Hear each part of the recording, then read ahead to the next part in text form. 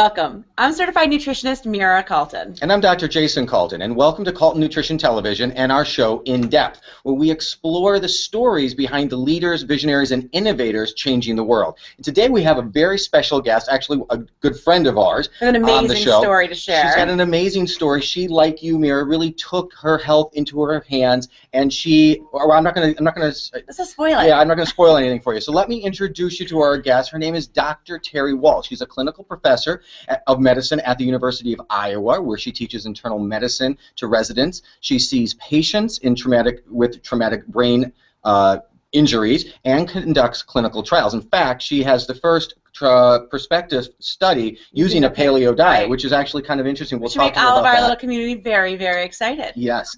But she's also a patient. Now, this is what's interesting. She had secondary progressive multiple sclerosis, which confined her to a reclined wheelchair for 4 years. Yeah. Then she used the power of nutrition to restore her health, and now she pedals her bicycle to work every day. That's just incredible. And if you didn't see her TED Talk, when we saw her on TED Talk, I actually wrote her a letter when I first saw her TED Talk a few years ago and said, oh my God, it was like someone else who also understood the power of nutrition.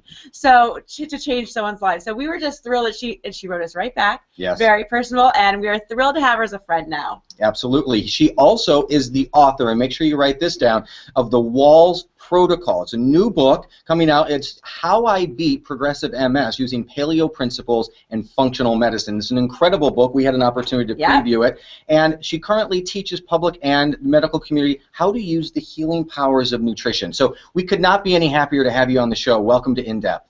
Oh, thank you so much. Very glad to be here. Oh, so why don't you start telling a little bit about your personal story with MS? When did it start? And tell us a little about your situation. So, in retrospect, my symptoms first began during medical school in 1982 with episodes of pain that would be sort of electrical at one temple or the other. I ignored them as best I could.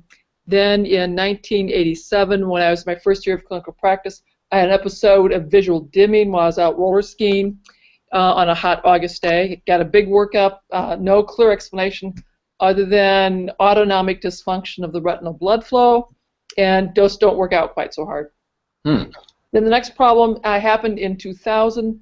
I started having some weakness in my left leg, began stumbling and falling, and then I had a big workup, a lot of blood tests, nerve conduction velocities, a MRI of my spinal cord and my brain, and a diagnosis of multiple sclerosis was made on the basis of a history of visual dimming in 13 years earlier, and now this weakness. So I had 2 lesions separated by space, visual problem and leg problem, and by time, 13 years. I also had lesions in my spinal cord, and I had abnormal spinal fluid. So I started disease-modifying drugs, Copaxone. I went to see one of the best MS centers in the country, the Cleveland Clinic. They agreed that I had MS and recommended the Copaxone. I had 1 episode of weakness involving my right arm in 2001, so that would be a success, but I had continually declined, and by 2003 I was advised to get a tilt-recline wheelchair to deal with the severe fatigue and back muscle weakness. And that's when I started reading the medical literature myself, looking at the animal models for MS, Parkinson's, Lou Gehrig's disease, Alzheimer's, and Huntington's, thinking that in the mouse models would be whatever the treatment standards would be in 30 to 50 years. And so I had some vitamins and supplements after a while that were helpful. They seemed to slow down the speed of my decline. By the summer of 2007, I could walk very short distances using 2 walking sticks. I could not sit up in a regular chair anymore. My muscles were too weak. I could do that in only about 10 minutes. Otherwise, I was in a recliner or in bed. That summer, I discovered the Institute for Functional Medicine, took their course, Neuroprotection, a Functional Medicine Approach for Common and Uncommon Neurologic Syndromes. Deepened my understanding, had a longer list of vitamins and supplements that I should be taking. And then I had, fortunately, what I think was the most brilliant awareness was, I should get this long list of nutrients that are important to my brain from food. Right. So I went to talk to my registered dietitians, and I showed them the list and said, where are they? And they go, well, I don't really know. Then I went to the Health Science Library and talked to the librarians there, and bottom line, they couldn't help me. So then I went to the University of Google. Yeah. Yeah. Very cool. great university. Within 2 months, I had a list of foodstuffs that I should now be concentrating on. And really, that is when the magic began to happen. I'd used the Paleo Diet, which I had been on, by the way, since 2002, but I restructured it according to this list of 19 nutrients. And in that first month, my energy greatly improved, my mental clarity improved. Within 6 months, I was able to walk easily through the hospital without a cane.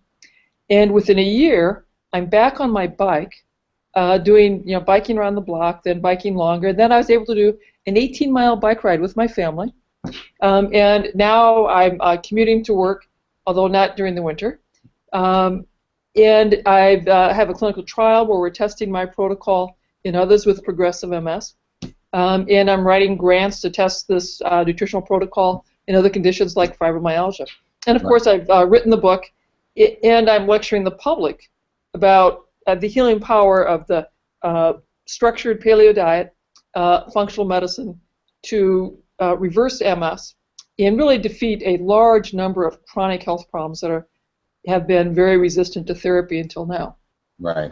Well, your message is so parallel to ours because we've been out there trying to tell people that, becoming sufficient in those vitamins, minerals, and essential fats, all these things that you're talking about is so important if we want to reverse or prevent any disease. And that's really, I think this is so different from a lot of people. They hear about multiple sclerosis or MS and they're thinking, well, are you saying that you simply ate better food, you created a diet that was micronutrient sufficient, and you were able to reverse this condition that affects over 400,000 people in the U.S., and that is kind of what you're saying, isn't it? Oh, absolutely. And when I first started teaching the public and teaching my colleagues, I was correctly criticized, like, well, one case, so what? Yeah. We really need to see the clinical trial. So I was challenged, and I should say the dean of the medical school helped me find senior scientists to get on the study, to write the grant, write the study, get funding, and do clinical trials to show that, yes, it does help more than just me. And we now have some very exciting early data that we've published. We have 5 more papers planned with the additional data, and we have more studies going on. So I think the scientific study is important, but it's just so patently obvious. Disease begins with broken biochemistry. Yes. All the basic scientists agree with that. All the clinicians will agree with that. What you and I understand, and too many of my partners don't understand, is the reason the biochemistry breaks is we are starving ourselves for the vitamins, minerals, essential fats, and antioxidants they need to thrive. Yeah. So we have to be very thoughtful about how we make sure we eat and live to correct that the micronutrient deficiencies. Yeah. Now, question for you: what was it that you had been doing that made you so deficient? Like I can look back at my history a little bit, and I can pinpoint it to quite a few things. I said I had the perfect diet for bone loss. Absolutely. Well, so what is it? What happened to me? So I grew up on a farm in Northeast Iowa. We had it was not a organic farm, so we were using atrazine. We were worming the cattle, the hogs, and I was out there helping with that. So I had plenty of depleters, when you think of the toxins I'm exposed to. Yeah. Although growing up I was out a lot, so I had plenty of vitamin D. And we had lots of fresh vegetables from our garden. And we had fresh meats. So, and we had lots of raw milk. Yeah. So I'd say growing up, diet was really very good. Yeah. Then during high school, I read this book, Diet for a Small Planet, and I'd been a pretty soft-hearted kid on the farm, naming all of my pets, even the ones we were going to eat. And so I decided that morally I didn't want to eat meat anymore. Right. So I quit eating meat, although I was still doing eggs and dairy products. And so for 20 years, no meat, no chicken, no fish. And I believed that crazy message that sun is evil, and I put on lots of sunscreen, made myself vitamin D deficient on top of all of that. Yeah. And so in 2002, I was at my neurology appointment at the Cleveland Clinic, and my doctor, Dr. Stone, suggested that I check out Direct MS Charity, the work by Dr. Ashton Embry. And he had promoted the work of Lauren Cordain and talked about lectins and leaky gut, molecular mimicry, and the need to go back to the ancestral diet. Right. So that was a very big decision in 2002 to reintroduce meat. And so soups, stews, and gradually I got more comfortable eating meat, but continued to decline. Mm-hmm. So I know there's a lot of people in the paleo community that think a paleo diet is going to fix it. Well, for some people it will, but for many it is certainly not enough, and it was not enough for me. So I went paleo, no dairy, no legumes, no grain. 2002, continued to decline, got in my wheelchair, got steadily worse, added vitamins and supplements, got steadily worse. And then when I took that list of 19 nutrients and said where they are in the food supply, and reorganized my diet. Yeah. I don't know. That's when the magic happened. So. So many people we find are getting sicker and getting more diseases in the name of diet. Yeah. Yes. And people are reading these books and they're like, I can go on 700 calories a day and that's all I need to do. And I'm like, you can lose a pant size and you can gain a heart attack. Right. Or there's so many things that are happening like that. And for me, it was an extremely low-fat diet. Actually, it was zero-fat diet that I had been on that had caused a lot of my osteoporosis and bone loss. Yeah, that stripped out a lot of problems. Yeah. So we hear that a lot. Yeah. Well, if people can start to understand that diet is really about starting the foundation of health, and it's not about just losing weight all the time. This has really been the big problem, isn't it?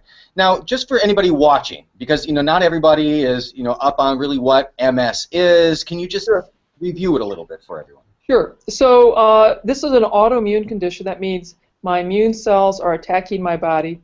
In this case, it's the brain cells and the spinal cord cells, and they're attacking the myelin or the fatty insulation. Yep. Now, we also are beginning to realize that in addition to this immune attack, there's a steady degeneration, that is a deterioration of the brain cells and of the axons or the connections between brain cells.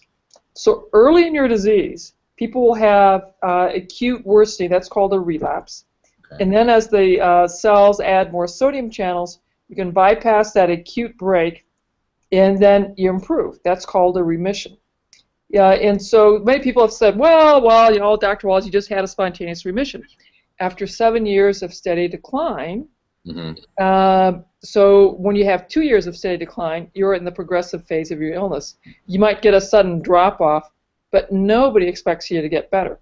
And in fact, there are no written case reports. I was the first one who wrote up a case report of a secondary progressive MS patient showing marked improvement in function. Amazing. So there's this immune problem. 80% of the folks initially diagnosed with relapsing remitting. 10% have the primary progressive, where you steady decline, you never improve. Half of those with relapsing remitting will do what I did, which is convert to the secondary progressive phase, where there's no more improvement, just the steady decline. Wow. Now, there's the different types of MS. Yes, now, yes. And then this protocol would also be good for then other autoimmune disorders as well, I'd assume. Yes, yes. So in my clinical practice, I see the primary care things, rheumatoid arthritis, lupus, psoriasis. This has been very helpful for those issues. For inflammatory bowel disease, it's certainly been very helpful. And then for things like asthma, allergies, irritable bowel, mental health issues, PTSD, anxiety, depression, traumatic brain injury, also very, very helpful. And I think this is certainly parallels what you guys find is when you repair the nutrition so that instead of being nutrient depleted, you're flooded with terrific nutrition in the right ratios because you got it in food, the cells will begin to rebuild a healthier you.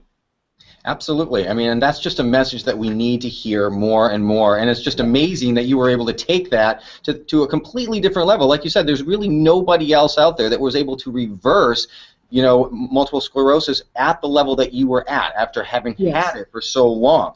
Now, there's these little kind of power plants that we have in our body called mitochondria. Yes. A lot about them in the book. Let's go over what they are and why they're important for everyone, but especially people with MS. So 1.5 billion years ago, the planet was flooded with a poisonous compound, which killed off about 90% of life at that time. and that poisonous compound was oxygen. And most of the living life was single-cellular organisms. Now, some of these bacteria learned how to use this terrible poison and generate their energy more efficiently. And these small bacteria were engulfed by larger bacteria. And so these small bacteria made that larger bacteria far more effective. And that small bacteria is the beginning of our mitochondria. Right. Those bacteria would eventually evolve into animals, into primates, and then into us. And all of our cells depend on these ancient bacteria, these ancient mitochondria, to convert our energy much more effectively. And the cells that do this at the highest rate, our brain, retina, and heart cells, have the most mitochondria per cell. If you begin to have flagging energy or brain fog, I take that as a very strong indicator that the mitochondria are strained, starving, and are not producing energy very effectively. And so I work very hard at helping that person resuscitate their mitochondria. Through nutrition, of course. Resuscitation 101. What do we do? Absolutely. So the first thing you need to do is flood these cells, and I talk about the 9 cups of fruits and vegetables. Now, I tell everyone, I'm 6 foot tall, I'm a big girl, so it's 9 cups for somebody big. If you're really I look up like this. Yeah. if you're very petite, it may be 6 cups. Okay. But the proportion should be the same. So I've got 3 cups of greens, cooked or raw, 3 cups of sulfur-rich vegetables, that'd be in the cabbage family, onion family, mushroom family, and 3 cups of bright colors, and to be colored, we want it colored all the way through. So berries, beets, tomatoes, a apple, red on the outside, white on the inside. It's not part of my colored category. White fruit, Yeah. so good. Yep. So lots of fruits and vegetables. Then I want high quality protein. I prefer animal protein, but I did make a plan for the vegetarians and the vegans, and I talk with them about how to make sure they have sufficient protein and the risks that they are running with their nutrition plan when they leave out meat. Right. So basically, it's really, really clean sources of everything. Highest quality you can get, organic, local, most nutrient dense, and then getting rid of all the junk, too, at the same time. Absolutely. And I stress there, the foods you exclude. So we exclude gluten, dairy, and I exclude eggs because eggs are a common source of food allergy as well. And I prefer that people exclude grains entirely, but if they're going to have some grains, I'll okay, 1 gluten-free serving of grain per day, but that's one gluten-free serving, like a half cup, not 6 servings of rice pasta. And that, of course, can be pretty tough, because I have a lot of people who want to go gluten-free and swap out their 6 to 10 servings of gluten grain with 6 to 10 servings of gluten-free white grain. Yes. And have a big conversation. It's just not nutrient dense. Right, exactly. When people eat that, I keep telling them, think about what you're actually serving yourself on that plate. If it looks white and fluffy, it's just white and fluffy. Like, there's nothing really hiding in that. That's right. There's no vitamins, no minerals, no antioxidants. How do you know about spinach and the oxalates and stuff? Okay, so oxalates can be a problem, particularly if you have liver disease, kidney disease. Yes, that'll be a problem. If you don't have that, however, I do not see scientific evidence that you have to avoid oxalates if you don't have liver or kidney disease. Yeah. I do, simply because of the nutrient deficiencies with, the pulling out the calcium, magnesium. So we always tell people who come to us for osteoporosis, a lot of times, just cook your spinach, be wary of it that way. Well, and the other thing that I try to stress is, God really likes diversity. We should like diversity. I try very hard to have 200 or more species in a year. So that means I need to be very intentional about eating a variety of things, and I want people to have different greens every day. You want to have at least a 4 or 5 day rotation. Wow. That if you have the same food every day, you're more likely to have some of the toxic effects of the foods, because plants all have toxins in them to try and protect the plant from being eaten by animals like us. And those toxins in small doses really prime our cellular biochemistry to work more efficiently, as long as they're in small doses. That's why rotating your foods is so helpful, because it keeps those toxins in small doses. Yeah, and that's what so many of the diet programs on the market today do so poorly, is that they literally allow people to say, I'm going to eat the same meal 6 times this week. for breakfast on Tuesday and lunch on Wednesday, and by choosing the same foods over and over again, you're really limiting about the micronutrients. You're limiting all the great spectrum that you can be getting out there in the world. So we just always tell people, don't be planning your meals like that. Try to really try, and not only that, it just tastes better. Yeah. Like, there's so many different flavors. Yeah. You absolutely want to have more and more variation, different foods. And if I explain to them, your ancestors had over 200 different species that they ate every year. How many can you count? Right.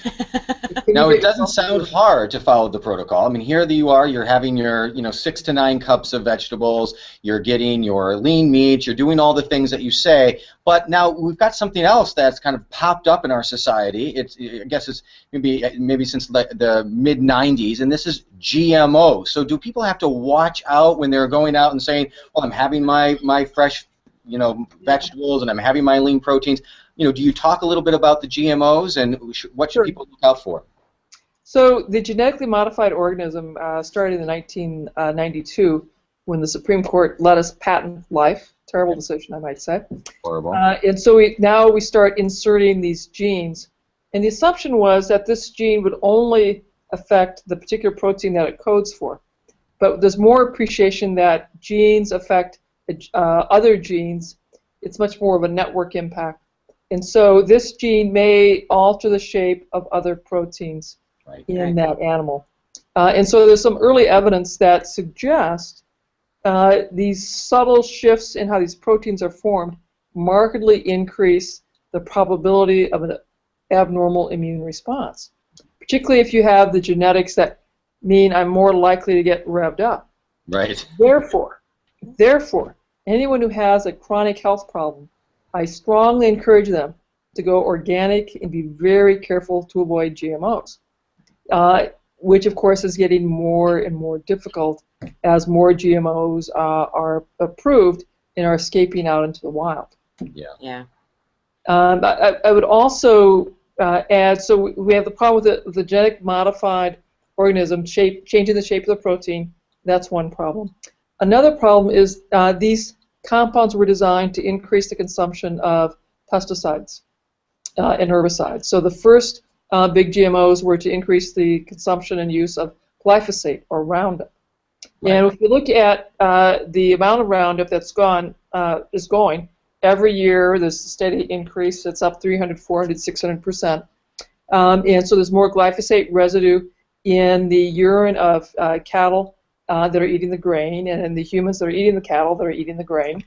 And glyphosate is metabolized into formaldehyde, which, as you guys I'm sure are aware, is a very toxic compound to brain cells and to endocrine cells.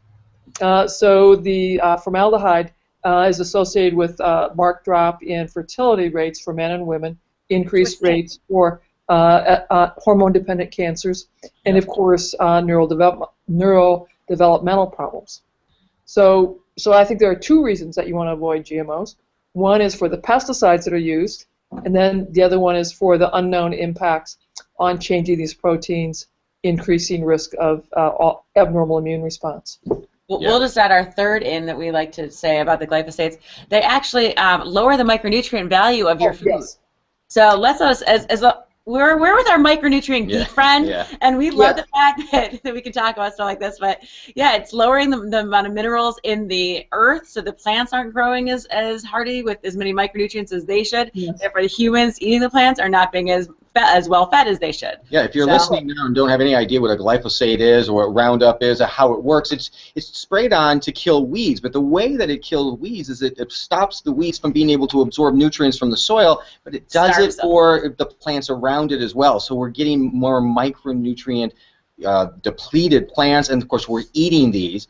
And not to mention also, not just by the spraying of the Roundup, but also corn, for instance, isn't even categorized as a food anymore. Now it's categorized itself as a pesticide, because as it grows it releases this pesticide to kill the bugs, but who knows what it's doing to us. So it's just a big mess. But why did that ever sound smart to anyone? I have no idea. Let's create something that kills anything it eats, that tries to eat it, and then let's feed it to our children. Yeah. I mean, and especially when it comes down to so many of us, yourself, us and others out there are really starting to understand that we need to be able to get our nutrition from our food. And like you, we're food first people too. We really believe that that's the best way to get your nutrition. Sure, we believe in supplementing, and sure, we believe in changing the lifestyle habits as much as we can. But first and foremost, we must get this food. And if it doesn't have the vitamins and minerals and essential fats in it, then how are we supposed to get it? So tell us a little bit about your clinical trial. I mean, this is exciting. This is an exciting topic. I think everybody wants to know about this. Well, there's a lot of things that are very exciting about it. One is that it was able to even happen. When we first wrote up our trial, the Pharmacy and Therapeutics Committee recommended disapproval because we were using a bunch of vitamins and supplements, and they said no one had used that, no animal safety data. So I rewrote my protocol without the vitamins and supplements. And then the IRB disapproved that. So I was really upset. They called me in, but they also called in the pharmacy person and said, we really want Dr. Wahls to do this study. You need to work out with her the exclusion criteria and what safety labs she needs so she can do this study. And the requirement was you run this exactly as closely as you can to what you did. Right. And you do the first 10, give us a safety report to show that it's safe, you don't harm anyone, then we'll let you do the next 10. Okay. So we have done the first 10, we did the safety report, and we have published that data. It just came out in the Journal of Alternative and Complementary Medicine. And this is what's called a safety and feasibility report. So we're showing that people could eat this very complicated diet, keep these detailed food records. We also taught them to meditate. We gave them an exercise program very specific to their level of function and electrical therapy or electrical stimulation of the muscles. So this was a multimodal protocol. And so we showed that at the end of 12 months, people were complying with the diet more than, I think, 92% of the days, and they were exercising e-stimming more than 85% of the days, which in changing behavior, phenomenal. Yeah. And we changed the fruit and vegetable intake from less than 2 servings a day to, I think, 7.5 servings a day. Phenomenal. My dietary folks are like, that is amazing. Yeah. How did you do that? Now, how long does daily logs. How long does it take for someone? Let's say, first of all, the Wahls Protocol isn't just for people with MS. Obviously, it's for everybody that utilize the same principles, the paleo principles, the functional medicine principles, the idea of becoming micronutrient sufficient. So let's say somebody says, okay, I want to try this. I want to try this protocol. Oh, absolutely. How long will it take for them to see some results?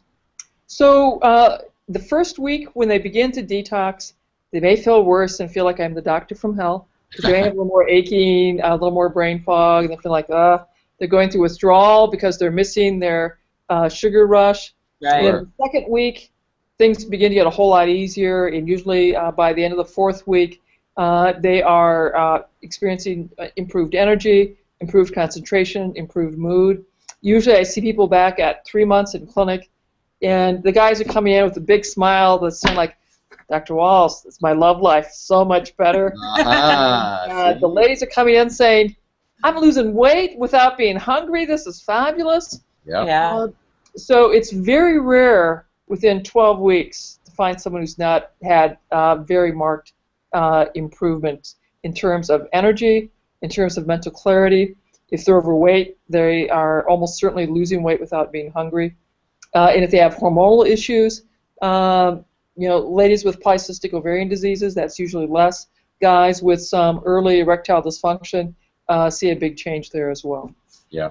That's great, because the same thing is true. I mean, regardless of what the health condition is, basically you'd agree that these micronutrients that you're going to give them, they're so broad spectrum, they're going to see a benefit from it. It's going to absolutely. Absolutely. Now, if the person happens to be on Coumadin, that's the complicating factor. And so for all those folks, I tell them, look, you got to talk to your doc, whoever's prescribing the Coumadin, let them know that you're going to have a consistent supply of vegetables now. Instead of 0, it's going to be a consistent supply, and work with whoever's monitoring your Coumadin as you make this transition. Sure. We do the same thing with nutrients. We say, people say, can I still take nutrients? We say, absolutely, you just have to make sure that you are going to consistently take your nutrients, and that you work with your physician to make sure that, I'll handle. Yeah. I mean, you're just a treasure. I mean, really and truly, I think you're an inspiration. You're an inspiration to us. I think you should be an inspiration to everybody watching here. The fact that you were able to create this protocol, really believe in it and stick with it. And of course, when you saw the results, even though everybody was saying, well, you know, maybe you are just a flash in the pan, maybe you're just maybe this is just a one wonder type of a thing. You pushed it. You proved that it's not just you, that there's other people out there, and you're really making, I think, huge inroads into micronutrient sufficiency and just the power of food and the nutrients. So, thank you. That TED Talk, Minding Your Mitochondria, was seen by 1.6 million people. And there's 400,000 folks with MS, more than just the MS people watched it. But I'm very confident that talk has driven a conversation with many, many physicians and healthcare providers saying, what about diet? What about this doctor? And it's also exciting to know that now I'm hearing from neurologists who are referring their patients to my website, to my work, as part of their treatment plan. Well, that's fantastic. That's actually very exciting. They should be, absolutely. And we want to drive everybody to your website, too. Of course, that's terrywahls.com. Just spell it. Terrywahls.com. Make sure you go there. We want to grab a copy of the Wahls Protocol. That's the name of the book. And test it for yourself. I mean, really, start eating better. Yeah. And if you don't start eating better, you really have no excuse. I mean, I'm so sorry, but there's so many people who want to complain about not feeling well and really aren't willing to take those really, truly hard steps that they have to take at the beginning. Yep. It becomes like second nature. But if you're going to change your health, you're going to have to change your diet. Absolutely. Yeah, absolutely, absolutely. Now, when people go to the website, if they give us their email, they get a lot of freebies that we mentioned in the book. We have some great charts on toxin and disease connections, so people can look up their disease state and see what toxins might have been part of the problem. And then we have the recipe companion, which details the nutrient density, the food facts for all the recipes that we have in the book, and how we scored them in terms of green, sulfur, color, etc. So wonderful, wonderful, helpful guides. Just have to give us your email and you can download them. And it's definitely worth that. It's great resources to be able to get just for putting your email. What's your favorite recipe? Just out of curiosity. Cooked greens. Yeah. So I love the green smoothies. They're lots of fun. I enjoyed kale chips. But then my daughter discovered bacon and greens. Her favorite. So we go through all sorts of greens. Dandelion greens we'll have tonight. Collards, kale, beet greens. But if you get some pastured piggies, nitrate-free, gluten-free bacon, my daughter says that will fix any vegetable. Yeah, that's great. I make that, but I throw garlic in mine. Yeah. Yes, garlic is good, and a lot of shiitake. Yeah. That makes it very nice. Excellent. Well, we'll have to share that recipe with everyone as well. Now, one of the things that we always ask people on the show is... I always like to leave off with the same question. Yeah, so what is your hope for food and health? Where do you see this going? And, in a perfect world, if you could wave your magic wand, what would you want to happen? So I have a vision that someday our young people, their parents and their grandparents, the coaches and the students will all understand that we get smarter, stronger, faster, sexier, not through drugs or procedures, but through feeding our mitochondria the food that they need. Green, sulfur color, grass-fed meat, organ meat, and seaweed. That it's through the micronutrients. Yes. We'll fight that fight with you. Yep, as you know, we're right there with you. Let's get that message out there. Thank you so much for being on In Depth with us today. And again, for all of you watching, get out and go to terrywahls.com right now and go grab a copy of the Wahls Protocol. Again, she really is a dear friend of ours, and to be honest, she knows so much, and she's changed so many lives, and it's so important that you read this work. Yes. So. Yep. Thank you very much, Dr. Wahls, for being on the show, and we'll see you again next week. And if you haven't checked out Treadmill Talk or House Calls, make sure you do that. Thanks for joining us on Calton Nutrition TV, and remember, life's a journey. Discover health.